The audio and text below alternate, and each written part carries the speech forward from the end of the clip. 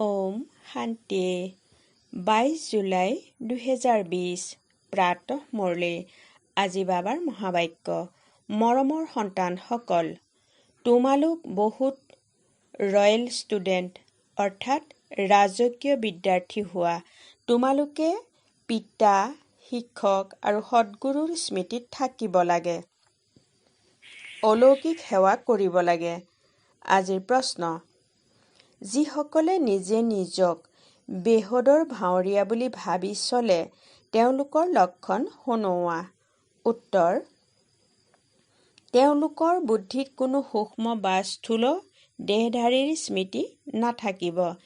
তেওঁলোকে এজন পিতাক আৰু শান্তিধাম ঘৰক স্মৰণ কৰি থাকিব, কিয়নো তেওঁলোক এজনৰ প্ৰতি উৎসৰ্গিত। যেনেকৈ পিতাই গোটেই জগতৰ সেৱা কৰে, পতিতক পাৱন কৰি তোলে, তেনেকৈ সন্তানসকলো পিতাৰ সমান সেৱাধাৰী হৈ যায়। ওম শান্তি।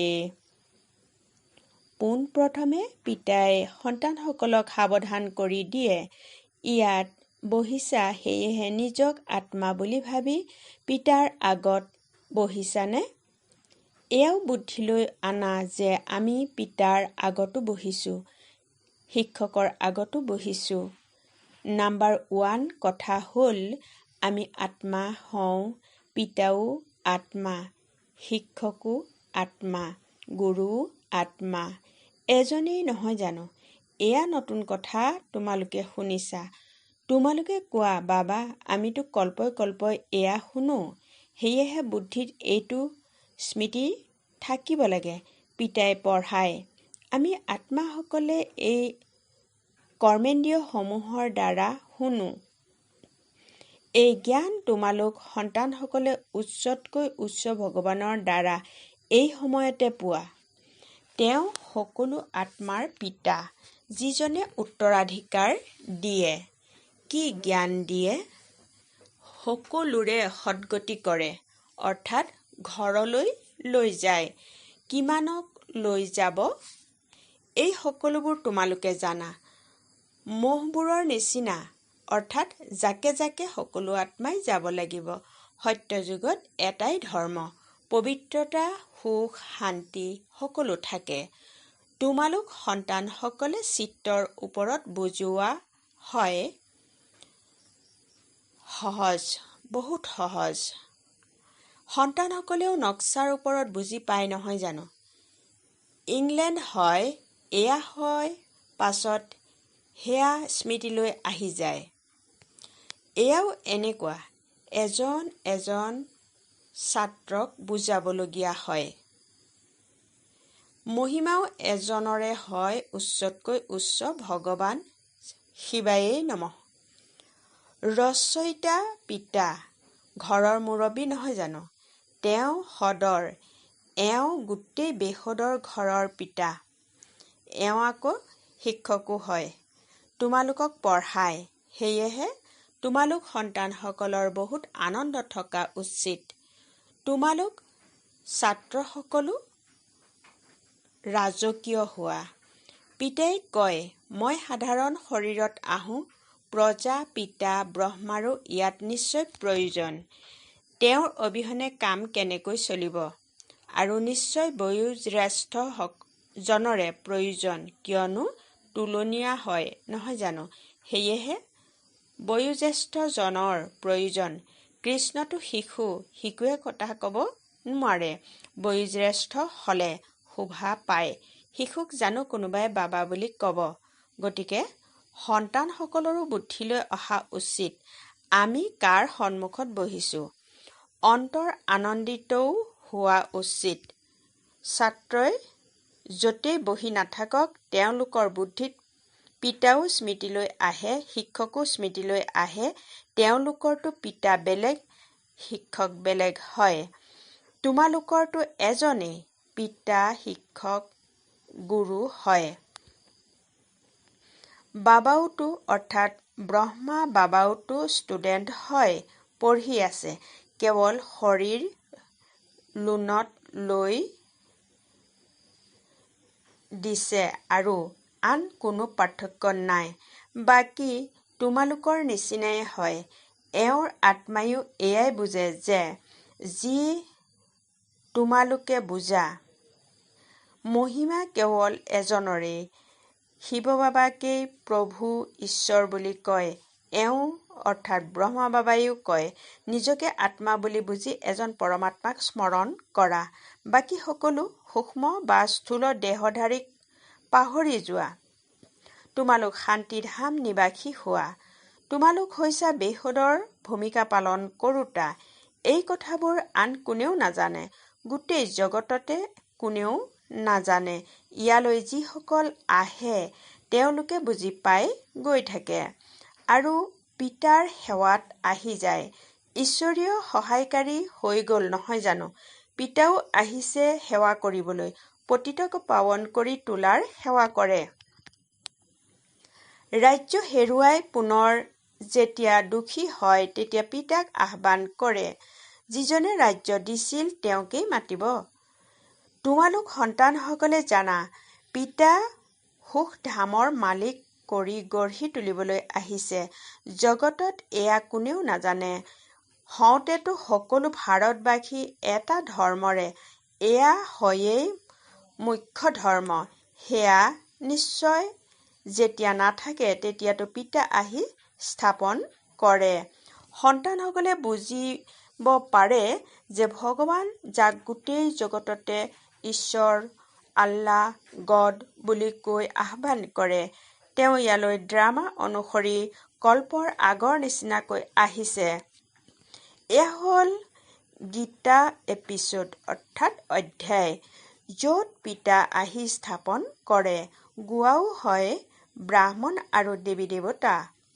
ক্ষত্ৰিয় বুলি নকয়, ব্ৰাহ্মণ দেৱী দেৱতাই নমঃ বুলি কয়। কিয়নো ক্ষত্ৰিয় তথাপিওতো 2 কলা কম হৈ গ'ল নহয় জানো? স্বৰ্গ বুলি কোৱাই হয় নতুন সৃষ্টিক। তেত্ৰাক নতুন সৃষ্টি বুলি ক'ব জানো? প্ৰথমতে সত্যযুগত হয় একেবাৰে নতুন সৃষ্টি। এয়া হ'ল পুৰণিতকৈও পুৰণি সৃষ্টি। পুনৰ নতুনতকৈও নতুন সৃষ্টিলৈ যাম। আমি এতিয়া সেই সৃষ্টিলৈ যাওঁ। সেয়েহে সন্তানসকলে কয়, আমি নৰৰ পৰা নাৰায়ণ হওঁ। আখ্যানো আমি সত্যনাৰায়ণৰ শুনো। ৰাজকুমাৰ হোৱাৰ কথা বুলি নকয়, সত্যনাৰায়ণৰ কথা হয়। তেওঁলোকে নাৰায়ণক বেলেগ বুলি ভাবে, কিন্তু নাৰায়ণৰ কোনো জীৱন কাহিনীটো নাই। জ্ঞানৰ কথাটো বহুত আছে নহয় জানো? সেইবাবে 7 দিন দিয়া হয়। 7 দিন ভাতিত থাকিবলগীয়া হয়। কিন্তু এনেকুৱা নহয় যে ইয়াতে ভাতিত থাকিব লাগিব। এনেকৈতো আকৌ ভাতিৰ অজুহাত দেখুৱাই বহুত আহি যাব। পঢ়া ৰাতিপুৱা আৰু সন্ধিয়া হয়। দুপৰীয়া বায়ুমণ্ডল ঠিক নাথাকে। ৰাতিও 10-12 বজালৈ একেবাৰে বেয়া সময়। ইয়াত তোমালোক সন্তানসকলেও পৰিশ্ৰম কৰিব লাগে, স্মৃতিত থাকি শত্ৰুপ্ৰধান হোৱাৰ বাবে। তাততো গোটেই দিনটো কাম কাজত থাকা। এনেকুৱাও বহুত থাকে যিসকলে পেছাগত কাম কাজ কৰি আকৌ পঢ়েও, বেছি ভাল চাকৰি আদি কৰাৰ বাবে।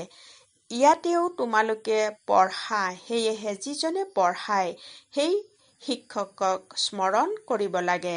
বাৰু, শিক্ষক বুলি ভাবিয়েই স্মৰণ কৰা, তেতিয়াও তিনিওজনেই একেলগে স্মৃতিলৈ আহি যায়। পিতা, শিক্ষক, গুৰু তোমালোকৰ বাবে বহুত সহজ। সেয়েহে তৎক্ষণাৎ স্মৃতিলৈ আহিব লাগে। এওঁ আমাৰ বাবাও হয়, শিক্ষকো হয় আৰু গুৰুও হয়। উচ্চতকৈ উচ্চ পিতা হয়, যাৰ পৰা আমি স্বৰ্গৰ উত্তৰাধিকাৰ লৈ আছো। আমি স্বৰ্গলৈ নিশ্চয় যাম। স্বৰ্গৰ স্থাপনা নিশ্চয় হ'ব। তোমালোকে কেৱল উচ্চ পদ পোৱাৰ বাবে পুৰুষাৰ্থ কৰা, এয়াও তোমালোকে জানা। মনুষ্যসকলেও গম পাব। তোমালোকৰ আৱাজ বিয়পি যাব। তোমালোকে ব্ৰাহ্মণসকলৰ অলৌকিক ধৰ্ম হ'ল শ্ৰীমতত অলৌকিক সেৱাত তৎপৰ হৈ থকা। এয়াও মনুষ্যসকলে গম পাই যাব যে তোমালোকে শ্ৰীমতত কিমান উচ্চ কাম কৰি আছা। তোমালোকৰ নিচিনা অলৌকিক ছাৰ্ভিচ কোনেও কৰিব নোৱাৰে। তোমালোক ব্ৰাহ্মণ ধৰ্মাৱলম্বীসকলেহে এনেকুৱা কৰ্ম কৰা, সেয়েহে এনেকুৱা কৰ্মত লাগি যোৱা উচিত। পিতাও ব্যস্ত হৈ থাকে নহয় জানো? তোমালোকে ৰাজধানী স্থাপন কৰি আছা, সেয়াতো পঞ্চায়ত মিলিত হৈ কেৱল প্ৰতিপালন কৰি থাকে। ইয়াত তোমালোকে গুপ্ত ভেষত কি কৰি আছা? তোমালোক হৈছা ইনকাগনিটো, আনন'ন ৱাৰিছ, নন ভায়োলেন্স, অৰ্থাৎ গুপ্ত, অজ্ঞাত, অহিংসক যোদ্ধা। ইয়াৰ অৰ্থও কোনেও বুজি নাপায়। তোমালোক দৈত্য অহিংসক সেনা। ডাঙৰ হিংসাটো এয়া বিকাৰৰ হয়, যিয়ে পতিত কৰি তোলে। ইয়াৰ ওপৰতে জয়ী হ'ব লাগে। ভগৱানৰ বাণী অৰ্থাৎ ভগৱানুবাচ। কাম মহাশত্ৰু হয়, ইয়াৰ ওপৰত জয়ী হ'লেহে তোমালোকে জগতজিত হবাগৈ। এই লক্ষ্মী নাৰায়ণ জগতজিত হয় নহয় জানো? ভাৰত জগতজিত আছিল। এই ভাৰত বিশ্বৰ মালিক কেনেকৈ হলা? এয়াও বাহিৰত থকাসকলে অৰ্থাৎ ব্ৰাহ্মণ কুলৰ নহ'লে বুজিব নোৱাৰে। এয়া বুজিবলৈ বহুত বিশাল বুদ্ধিৰ প্ৰয়োজন। ডাঙৰ ডাঙৰ পৰীক্ষাৰ্থীসকল বিশাল বুদ্ধিৰ হয় নহয় জানো? তোমালোকে শ্ৰীমতত নিজৰ ৰাজ্য স্থাপন কৰা। তোমালোকে যিকোনো লোককে বুজাব পাৰা বিশ্বত শান্তি আছিল নহয় জানো? আন কোনো ৰাজ্য নাছিল। স্বৰ্গত কেৱল শান্তি হ'ব নোৱাৰে। স্বৰ্গক কোৱাই হয় গাৰ্ডেন অফ আল্লাহ, অৰ্থাৎ ঈশ্বৰৰ বাগিচা। কেৱল বাগিচাৰে হ'ব জানো? মনুষ্যৰো প্ৰয়োজন নহয় জানো? এতিয়া তোমালোক সন্তানসকলে জানা আমি স্বৰ্গৰ মালিক হৈ আছো। তোমালোকে সন্তানসকলৰ কিমান নিচা থকা উচিত আৰু উচ্চ চিন্তন হোৱা দৰকাৰ। তোমালোকে বাহিৰৰ কোনো ধৰণৰ সুখকেই নিবিচাৰা। এই সময়ত তোমালোক একেবাৰে সাধাৰণ হৈ থাকিব লাগে। এতিয়া তোমালোক শহুৰৰ ঘৰলৈ যোৱা। এয়া হ'ল মাতা পিতাৰ ঘৰ। ইয়াত তোমালোকে দুজন পিতা পাইছা। এজন হৈছে নিৰাকাৰ, উচ্চতকৈ উচ্চ, আনজন হৈছে সাকাৰ, তেওঁ উচ্চতকৈ উচ্চ। এতিয়া তোমালোক শহুৰৰ ঘৰ বিষ্ণুপুৰীলৈ যোৱা। সেইখন ঘৰক কৃষ্ণপুৰী বুলি নকয়। শিশুৰ পুৰী নাথাকে। বিষ্ণুপুৰী অৰ্থাৎ লক্ষ্মী নাৰায়ণৰ পুৰী। তোমালোকৰ হ'ল ৰাজযোগ, গতিকে নিশ্চয় নৰৰ পৰা নাৰায়ণ হবা। তোমালোক সন্তানসকল হৈছা সঁচা ঈশ্বৰীয় সেৱাধাৰী। বাবাই সঁচা ঈশ্বৰীয় সেৱাধাৰী বুলি তেওঁলোককে কয় যিসকলে অতি কমেও 8 ঘণ্টা আত্মা অভিমানী হৈ থকাৰ পুৰুষাৰ্থ কৰে। কোনো কৰ্ম বন্ধন যাতে নাথাকে, তেতিয়া সহায়কাৰী হ'ব পাৰা আৰু কৰ্মাতীত অৱস্থা হ'ব পাৰে। নৰৰ পৰা নাৰায়ণ হ'বলৈ হ'লে কৰ্মাতীত অৱস্থাৰ নিশ্চয় প্ৰয়োজন। কৰ্ম বন্ধন থাকিলে তেতিয়া শাস্তি খাব লাগিব। সন্তানসকলে নিজেই বুজি পায়। স্মৃতিত থকাৰ পৰিশ্ৰম বহুত কাঢ়া, যুক্তি বহুত সহজ। কেৱল পিতাক স্মৰণ কৰিব লাগে। ভাৰতৰ প্ৰাচীন যুগ প্ৰসিদ্ধ। যুগৰ বাবেই জ্ঞান। যি পিতাই আহি শিকায়, কৃষ্ণই জানো যোগ শিকায়? কৃষ্ণক আকৌ স্বদৰ্শন চক্ৰ দি দিছে। সেইখন চিত্ৰও কিমান ভুল। এতিয়া তোমালোকে কোনো চিত্ৰ আদিও স্মৰণ কৰিব নালাগে। সকলো পাহৰি যোৱা। কাৰো প্ৰতি যাতে বুদ্ধি নাযায়। লাইন ক্লিয়াৰ, অৰ্থাৎ বুদ্ধিৰ যোগসূত্ৰ স্পষ্ট হোৱা উচিত। এয়া হ'ল পঢ়াৰ সময়। জগতক পাহৰি নিজক আত্মা বুলি বুজি পিতাক স্মৰণ কৰিব লাগে, তেতিয়াহে পাপ খণ্ডন হ'ব। পিতাই কয়, প্ৰথমে তোমালোক অশৰীৰী হৈ আহিছিলা, আকৌ তোমালোক যাব লাগিব। তোমালোক আদিৰ পৰা অন্তলৈকে ভূমিকা পালন কৰোঁতা হোৱা। তেওঁলোক হ'ল সদৰ ভাৱৰীয়া, তোমালোক হ'লা বেসদৰ। এতিয়া তোমালোকে বুজি পোৱা যে আমি অনেকবাৰ ভূমিকা পালন কৰি আহিছোঁ। অনেকবাৰ তোমালোক বেসদৰ মালিক হোৱা। এই বেসদৰ নাটকত আকৌ সৰু সৰু নাটকো অনেকবাৰ চলি থাকে। সত্যযুগৰ পৰা কলিযুগলৈকে যি কিছু হৈছে সেয়া পুনৰাবৃত্তি হৈ থাকে। ওপৰৰ পৰা অন্তলৈকে তোমালোকৰ বুদ্ধিত আছে মূল বতন, সূক্ষ্ম বতন আৰু সৃষ্টি চক্ৰ। বছ, আন কোনো ধামৰ লগত তোমালোকৰ কাম নাই। তোমালোকৰ ধৰ্ম বহুত সুখ দিওঁতা হয়। তেওঁলোকৰ যেতিয়া সময় হ'ব তেতিয়া তেওঁলোক আহিব। ক্ৰমানুসৰি যেনেকৈ আহিছে তেনেকৈ পুনৰ যাব। আমি আন ধৰ্মৰ কি বৰ্ণনা কৰিম? তোমালোকে কেৱল এজন পিতাৰ স্মৃতিতহে থাকিব লাগে। চিত্ৰ আদি এই সকলোবোৰ পাহৰি এজন পিতাক স্মৰণ কৰিব লাগে। ব্ৰহ্মা, বিষ্ণু, শংকৰকো নহয়, কেৱল এজনক। তেওঁলোকে ভাবে পৰমাত্মা লিংগ হয়। এতিয়া লিংগৰ সমান কোনো বস্তু কেনেকৈ থাকিব পাৰে? লিংগই কেনেকৈ জ্ঞান শুনাব? প্ৰেৰণাৰ কোনোবাই লাউডস্পিকাৰ ৰাখিব জানো, যাৰ দ্বাৰা তোমালোকে শুনিবা? প্ৰেৰণাৰেতো একো নহয়। এনেকুৱা নহয় যে শংকৰক প্ৰেৰিত কৰিছে। এই সকলোবোৰ ড্ৰামাত আগৰে পৰা নিৰ্ধাৰিত হৈ আছে। বিনাশটো হ'বই। যেনেকৈ তোমালোক আত্মাসকলে শৰীৰৰ দ্বাৰা কথা কোৱা, তেনেকৈ পৰমাত্মায়ো তোমালোক সন্তানসকলৰ লগত কথা পাতে। তেওঁ গোটেই ভূমিকাই দিব্য অলৌকিক। পতিতসকলক পাৱন কৰি তোলোতা এজনেই পিতা। তেওঁ কয়, মোৰ পাৰ্থ সকলোতকৈ অনন্য। কল্পৰ আগতে যিসকল আহিছিল তেওঁলোক আহি থাকিব। যি কিছু অতীত হৈ গ'ল সেয়া ড্ৰামা। এই ক্ষেত্ৰত অলপো ইফাল সিফাল নহয়। আকৌ পুৰুষাৰ্থৰ খেয়াল ৰাখিব লাগে। এনেকুৱা নহয় যে ড্ৰামা অনুসৰি আমাৰ কাম পুৰুষাৰ্থ চলে। তেতিয়াতো পদো বহুত কম হৈ যাব। পুৰুষাৰ্থ তীব্ৰতৰ কৰা উচিত। ড্ৰামাৰ ওপৰত এৰি দিব নালাগে। নিজৰ স্মৰণৰ খতিয়ান পৰীক্ষা কৰি থাকা। বঢ়াই যোৱা। নোট ৰাখা। মোৰ চাৰ্ট বাঢ়ি আছেনে কমটো হোৱা নাই? বহুত সাৱধানতাৰ প্ৰয়োজন। ইয়াত তোমালোকৰ হ'ল ব্ৰাহ্মণৰ সংগ, বাহিৰত সকলো হৈছে কুসংগ। তেওঁলোক সকলোৱে ওলোটাই শুনায়। এতিয়া পিতাই তোমালোকক কুসংগৰ পৰা আঁতৰাই আনে। মনুষ্য কুসংগত আহি নিজৰ জীৱন প্ৰণালী, নিজৰ বেশভূষা সকলো সলাই দিছে। দেশ বেশেই সলনি কৰি দিছে।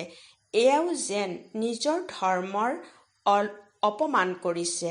চোৱা কেনেকুৱা কেশবিন্যাস কৰে। দেহ অভিমান হৈ যায়। কেৱল কেশবিন্যাসৰ বাবেই 100 পৰা 150 টকা খৰচ কৰে। ইয়াক কোৱা হয় অতি দেহ অভিমান। তেওঁলোকে আকৌ কেতিয়াও জ্ঞান ল'ব নোৱাৰে। বাবাই কয়, একেবাৰে সাধাৰণ হোৱা। ভাল দামী শাৰী পিন্ধিলেও দেহ অভিমান উপজে। দেহ অভিমান নাইকিয়া কৰিবৰ বাবে সকলো সাধাৰণ কৰি দিয়া উচিত। ভাল বস্তুৱে দেহ অভিমানত আনে। তোমালোকে এই সময়ত বনবাসত আছা নহয় জানো? সকলো বস্তুৰ পৰা মোহ আঁতৰাব লাগে। বহুত সাধাৰণ হৈ থাকিব লাগে। বিয়া আদিলৈ লাগিলে ৰঙীন কাপোৰ পিন্ধি যোৱা।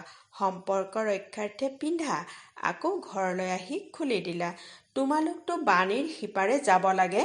বানপ্ৰস্থীসকল শুভ্ৰ পোছাকত থাকে। তোমালোক সৰু ডাঙৰ প্ৰত্যেকেই বানপ্ৰস্থী হোৱা। সৰু শিশুসকলকো শিৱ বাবাৰহে স্মৃতি সোঁৱৰাই দিব লাগে। ইয়াতেই কল্যাণ আছে। বছ, আমি এতিয়া শিৱ বাবাৰ ওচৰলৈ যাব লাগে। ভাল বাৰু। অতি মৰমৰ গল্পৰ পাছত পুনৰাই লগ পোৱা সন্তানসকলৰ প্ৰতি মাতা পিতা বাপ-দাদাৰ স্নেহপূৰ্ণ স্মৰণ আৰু সুপ্ৰভাত। আত্মিক পিতাৰ আত্মিক সন্তানসকলক নমস্কাৰ। ধাৰণাৰ বাবে মুখ্য সাৰ নম্বৰ 1।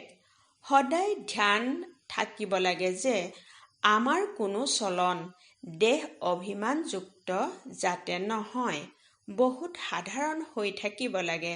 কোনো বস্তুৰ প্ৰতি মমত্ব ৰাখিব নালাগে। কুসংগৰ পৰা নিজকে সাৱধানে ৰাখিব লাগে। নম্বৰ 2। স্মৃতিত থকাৰ পৰিশ্ৰমৰ দ্বাৰা সকলো কৰ্মবন্ধন ছিঙি কৰ্মাতীত হ'ব লাগে। অতি কমেও 8 ঘণ্টা আত্মা অভিমানী হৈ সচ্চা ঈশ্বৰীয় সহায়কাৰী হ'ব লাগে। আজিৰ বৰদান: সদায় বেসুদৰ স্থিতিত স্থিত হৈ থাকোঁতা বন্ধনমুক্ত জীৱনমুক্ত হোৱা। বহলাই এনেদৰে কোৱা হৈছে, দেহ অভিমান হৈছে সদৰ স্থিতি আৰু দেহী অভিমানী হোৱা। এয়া হৈছে বেসুদৰ স্থিতি। দেহত অহাৰ বাবে অনেক কৰ্মবন্ধনত হদত আহিবলগীয়া হয়। কিন্তু যেতিয়া দেহী অভিমানী হৈ যোৱা, তেতিয়া এই সকলো বন্ধন সমাপ্ত হৈ যায়। যেনেকৈ কোৱা হয়, বন্ধন মুক্তজনেই জীৱনমুক্ত হয়। তেনেকৈ যিসকল বেসুদৰ স্থিতিত স্থিত হৈ থাকে, তেওঁলোকে জগতৰ বায়ুমণ্ডল, প্ৰকম্পন, তমোগুণী বৃত্তিবোৰ, মায়াৰ আক্ৰমণ এই সকলোৰে পৰা মুক্ত হৈ যায়। ইয়াকে কোৱা হয় জীৱনমুক্ত স্থিতি, যাৰ অনুভৱ সংগম যুগতে কৰিব লাগে। শ্লোগান: নিশ্চয় বুদ্ধিৰ লক্ষণ, নিশ্চিত বিজয়ী আৰু নিশ্চিন্ত।